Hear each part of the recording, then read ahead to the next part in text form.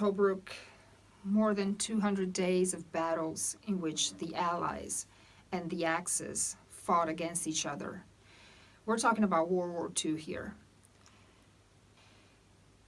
This battle, this siege, is very close to me because my grandpa was in one of these battles. He was in the Navy, and he was part of one of probably the worst drownings in Italian history.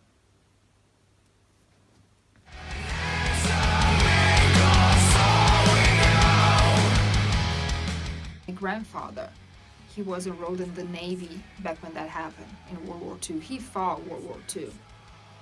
And he enrolled in the Navy, not because he believed in war, not because he believed in what he was fighting for, but simply because he had no food on the table. He was starving because of the war, because he was born really poor.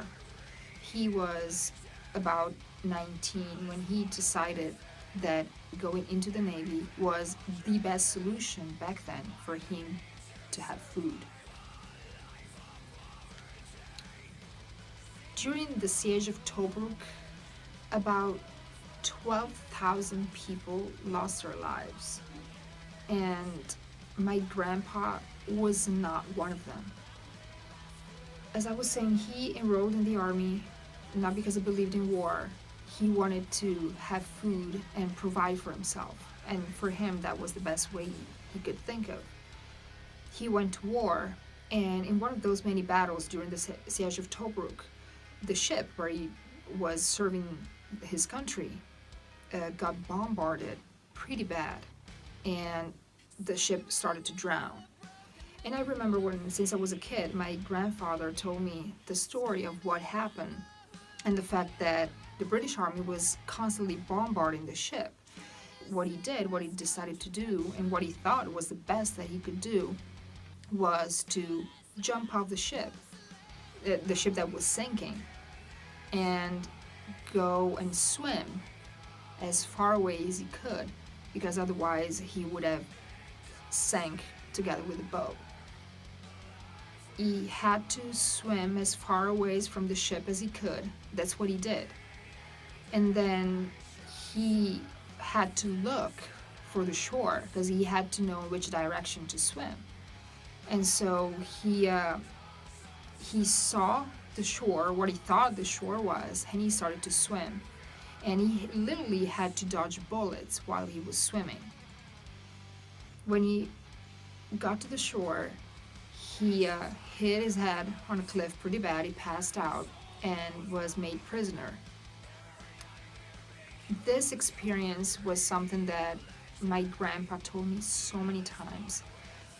And this experience was, to me, has always been really important because I think it really built the character of my grandpa. And also I think it was really important because he taught me not to believe in war. He told me that a war, any type of war, it doesn't matter the outcome, it doesn't matter the reason, doesn't matter the side, is wrong. So I think it really built his character, and it built my character as well.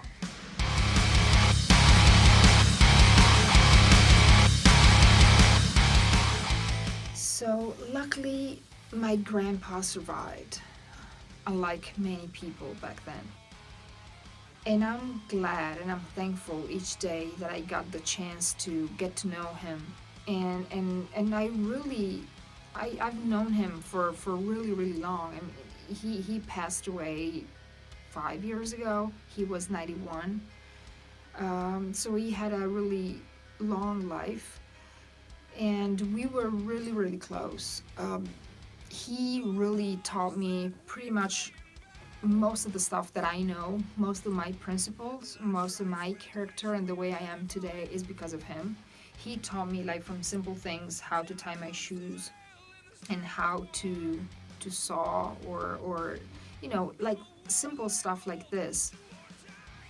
But then he also taught me to not to give up. He taught me endurance.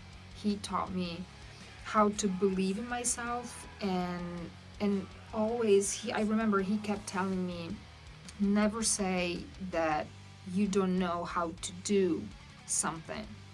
If you want, you can do it. At least try once before giving up and before saying that you can't do this and you can't do that. And I think it's really important because it built my character. It built the person that I am today. So we were really, really close. I remember the stuff and the principles that he taught me every single day. And I'm thankful that thanks to this song, I got the chance uh, to talk about him, about a small portion of what happened to him. So I'm really, really thankful uh, for this, and I have to thank Onto the Wolves and Gage for giving me this opportunity to to pay tribute to my grandfather, and to pay tribute to a piece of Italian history, and and the fact that I really got the chance to say something and sing about something that I really believe in. So I'm really thankful.